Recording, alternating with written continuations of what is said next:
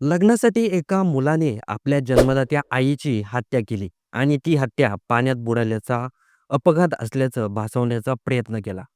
ही धक्कादायक घटना घडली आहे हरियाणाच्या यमुनानगर जिल्ह्यात. साडुरा परिसरातील श्यामपूर गावात मृत महिला या गावातील सरपंचाच्या पत्नी होत्या. म्हणजे समाजात प्रतिष्ठित कुटुंब. त्यांचा मुलगा गोमित राठी जो सुमारे महिन्याभरापूर्वी लंडनहून भारतात परतला होता. उच्च शिक्षित परदेशात राहिलेला, पण गुन्हा असा की पोलिसांनाही हादरा बसला. सुमारे 15 दिवसापूर्वी या महिलेचा मृत्यू झाला. सुरुवातीला घरच्यांनी आणि गावकऱ्यांनी हा मृत्यू पाण्यात बुडाल्यामुळे झाला असं सांगितलं. आई ट्यूबवेल जवळ गेली होती आणि तिथे अपघात झाला अशी कथा समोर आणली गेली. पण पोलिसांचा संशय तिथे सुरू झाला. तपासादरम्यान पोलिसांना मृत महिलेच्या हातातील बांगड्या तुटलेल्या दिसल्या. हे सामान्य अपघातात होत नाही असं पोलिसांना वाटलं. त्यामुळे पोलिसांनी मृतदेहाचं पोस्टमॉर्टम करण्याचा निर्णय घेतला आणि इथूनच सगळं सत्य उघड झालं.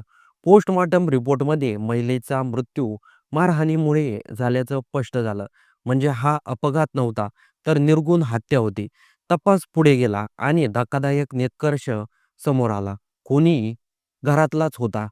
तो खूनी दुसरा कोणी नसून मृत महिलेचा स्वतःचा मुलगा गोमित राठी होता. पोलिसांनी त्याला ताब्यात घेतलं, कसून चौकशी केली आणि अखेर त्याने गुन्हा कबूल केला. पोलीस उपअधीक्षक आशिष चौधरी यांनी माहिती दिली की गोमितला गावातील एका मुलीशी प्रेम होतं. तो तिच्याशी लग्न करू इच्छित होता.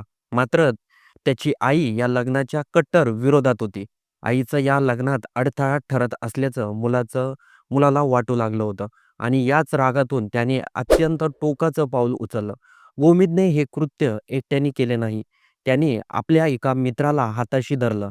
आई घरातील ट्यूबवेलजवळ आली तेव्हा गोमितने तिच्यावर हल्ला केला. तिला जबर मारहाण केली आणि तिची हत्या केली. इतकंच नाही, तर हत्या लपवण्यासाठी त्याने आईचा चेहरा पाण्यात ठेवला, जेणेकरून ती पाण्यात बुडून मरण पावली असा संशय यावा. पण पोलिसांचा संशय पोस्टमॉर्टम रिपोर्ट आणि तपासामुळे हा बनाव उघडकीस आला. पोलिसांनी गोमित राठी आणि त्याच्या मित्राला अटक केली आहे. दोघांनाही 4 दिवसाची पोलीस कोठडी सुनावण्यात आली आहे. या रिमांड दरम्यान आणखी कोण सहभागी आहे का हत्या आधीपासूनच नियोजित होती याचा सखोल तपास केला जाणार आहे. ही घटना अनेक प्रश्न उपस्थित करते. परदेशात शिक्षण, मोठं करिअर आणि तरीही लग्नासाठी आईची हत्या हा केवळ गुन्हा नाही, तर समाजासाठी एक भयानक इशारा आहे. प्रेम, राग, अहंकार यांच्या भरात माणूस किती खालच्या थराला जाऊ शकतो याचं हे जिवंत उदाहरण आहे. या संपूर्ण घटनेबद्दल आपलं काही मत असेल तर ते होऊ द्या चर्चा चॅनलच्या कमेंट बॉक्समध्ये नक्की नोंदवा.